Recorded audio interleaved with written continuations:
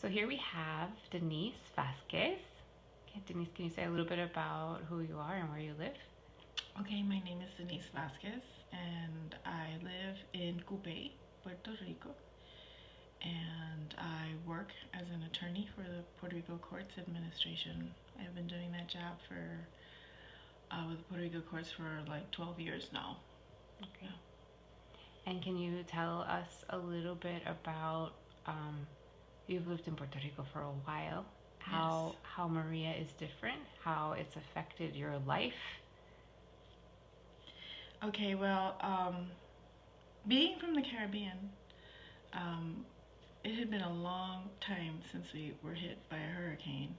And then in 1989, we were hit by Hugo.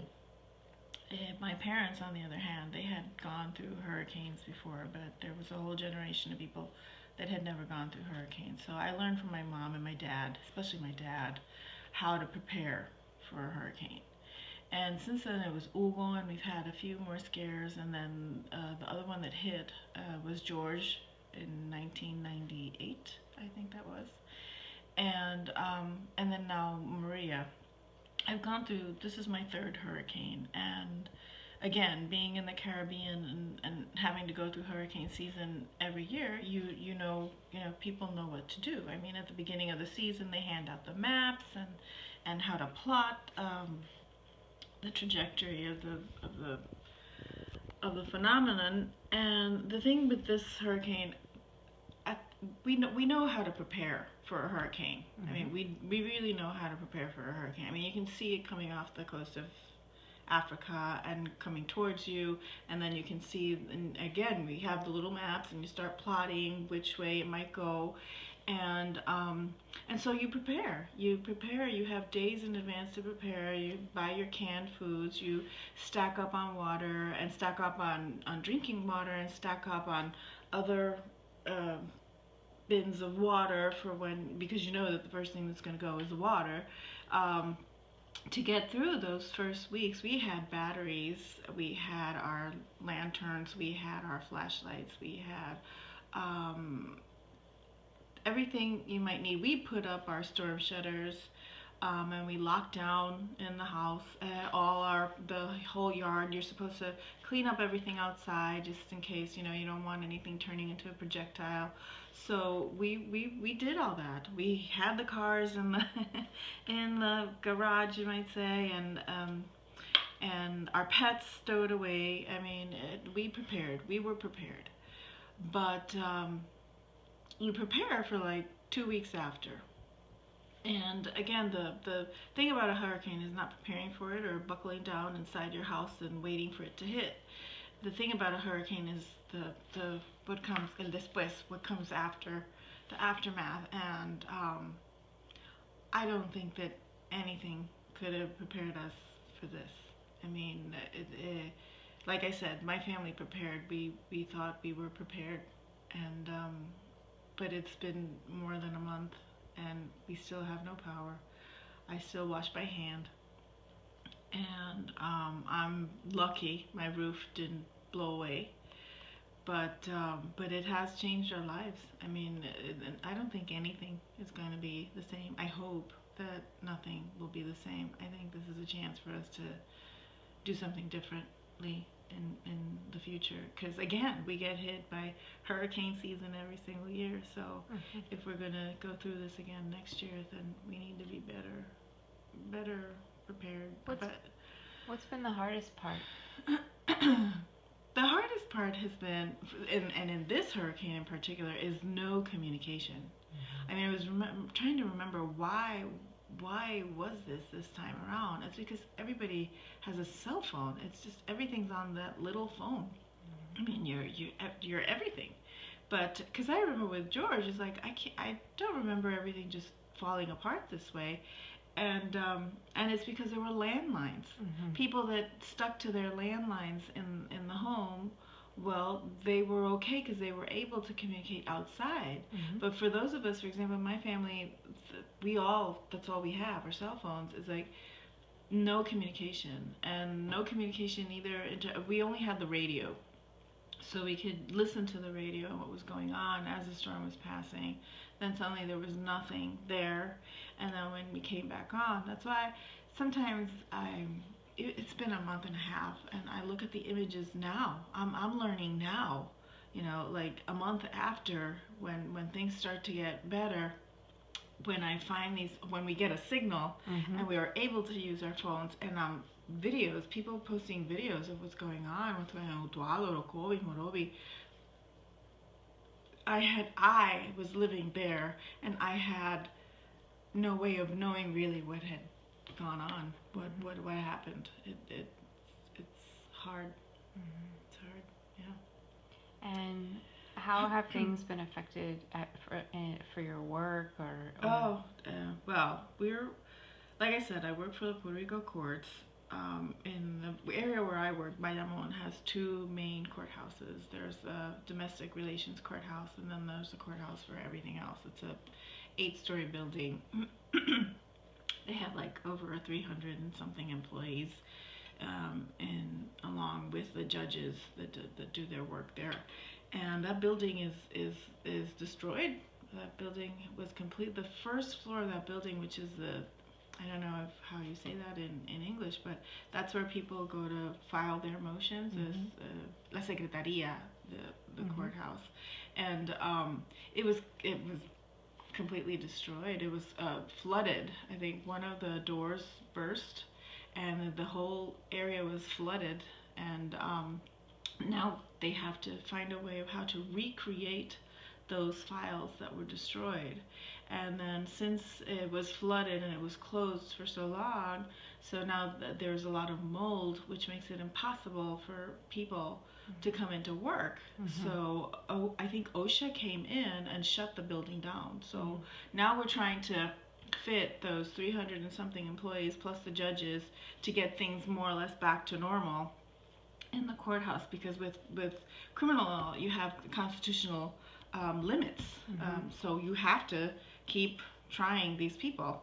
And the thing is that these people are trying to fit, we're all trying to fit into this other building where I work, which is 4 stories, a 4-story building.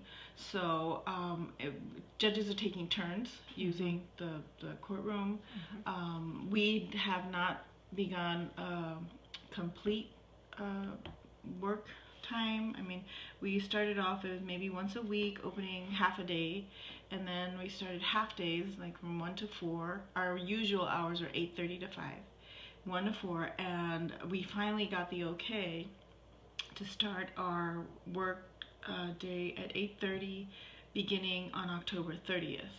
But then you have all those cases that are backlogged from September 19th all the way to October 31st when we're starting up again. So that will also take a while to get going. Yeah. have you seen any other changes in the government or law enforcement? Well, the thing with the region that I work in, that I work in, well, criminal activity has been on the rise, and for a moment there seemed like there was a truce. I mean, it's almost like when we're going through, I think, through the stages of the grieving process, because first of all, you get hit and you don't know what happened to you, and then slowly but surely you come back to your senses and say, okay, this is what happened, this is what I need to do, and you start reacting. And I guess that's what's happened also with the criminal activity around. In the beginning it's like, what hit us? And now it's on the rise. I mean, in Bayamon also, that region is very volatile. And so the other day there was, we call them the massacres, because there was like a drive-by shooting, and instead of hitting the target, they hit innocent people that were just going into a pizzeria to pick up a pizza. So it was a family. It was a family there, and I think they even hit a person who was working in the kitchen. I mean, so these people go off on their own and trying to rebuild and trying to do get things going, because we want so desperately for things to get back to a normal, more or less normal routine. Because I mean, the first few days, those my husband and and my son waited 8 hours in a gas line to Mm-hmm. get gasoline. Oh, that's another thing. My both my cars had full tanks of gas, Mm. and with the things that you Mm-hmm. need from here to there to somewhere else, there was no more gas. Mm-hmm. So they had to spend like 8 hours in a gas line for gas. Mm-hmm. So we even prepared in that sense. We also took cash out. Sure. Yet we had to go back to the ATM machine, and my husband and I waited like 3 hours in line for an ATM machine to be Wow. functional. Wow. So and we had prepared for that as well. But it's just coming back to me. But anyway, we want really desperately to get back to more or less something normal. I want to be able to go back into my courtroom and say, okay, here to do my job to help Sure. people out where I am, and it's been really just hard, very very difficult. I don't. And the sad part is I don't see. Um, Again, this is my third hurricane, and I remember that with Hugo, and I lived in the country at that time, and there were a lot of wood houses made of wood and zinc, I think you call them The zinc roofs. the zinc roofs. And I remember like 3 days hadn't even gone by, and you'd see these houses covered with their blue tarps. Mm-hmm. I mean, everywhere you look, there were blue tarps. I haven't seen blue tarps. I know we're it's like at least that, you know, to get to be able to cover whatever little is left of your belongings. Yeah. So it's been it has just been different Sure. in that.